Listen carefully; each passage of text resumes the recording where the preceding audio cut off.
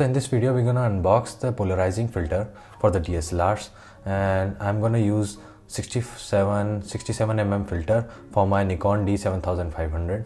So let's get started with the video and start the unboxing. So this is the packaging that I got from the Amazon, and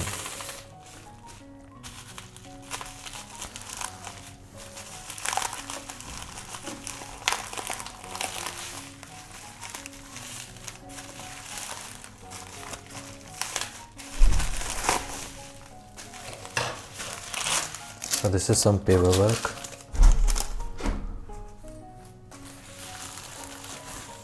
So this is the box that we get. This filter is made in Japan. As you can see, it's written Japan here, and it's a polarizing filter from Tokyo, and 65 mm is mentioned. So here is some details on the back and some barcode. So let's unbox the filter.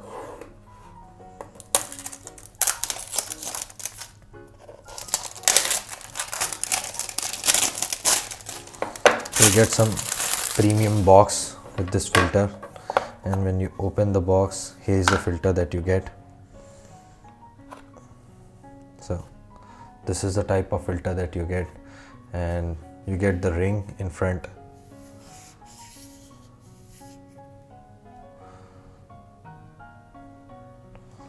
So box is premium and solid, so if you want to keep it in the box, it will intact and stay good.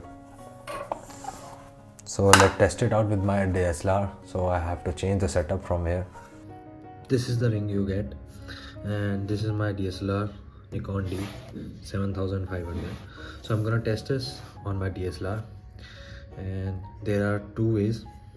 Firstly, the smaller part is the one that will screw in your DSLR, and the bigger part is the other ring that will affect the polarizer.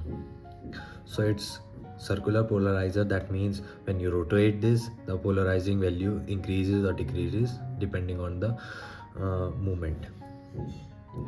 So it is very simple to assemble this. You just have to put it in front of it and just screw it. Don't screw it too hard because the unscrewing ring is very small, so it will be difficult for you to unscrew it, but do it a decent way.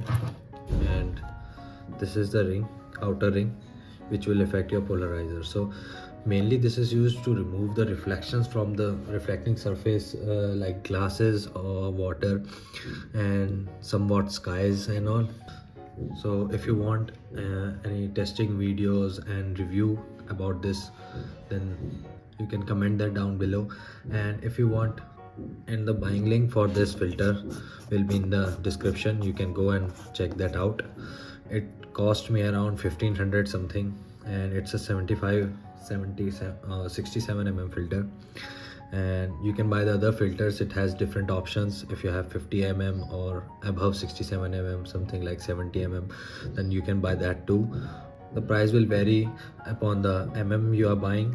So this is somewhere around 1500 and 1600. Most probably in the next week I'm gonna test this and upload a video about this filter. So if you want to watch that, make sure you subscribe the channel so that you get notified as soon as possible, and the link of that video will be in the description depending on when you are watching. So I put my light on the behind, and to show the effect of this filter, see, you can see the light difference. It's changing. See, it's changing. So this is how this works. It tries to remove the reflection, although it doesn't work on the screens that well, but on the surface of water or glass it works so well. So while I was working, I had this question that can we use the Nikon caps on the filters? So let's try this.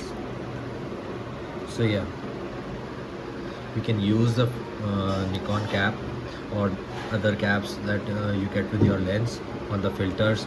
So it's totally optional that you want to keep the filter on or you want to remove it every time.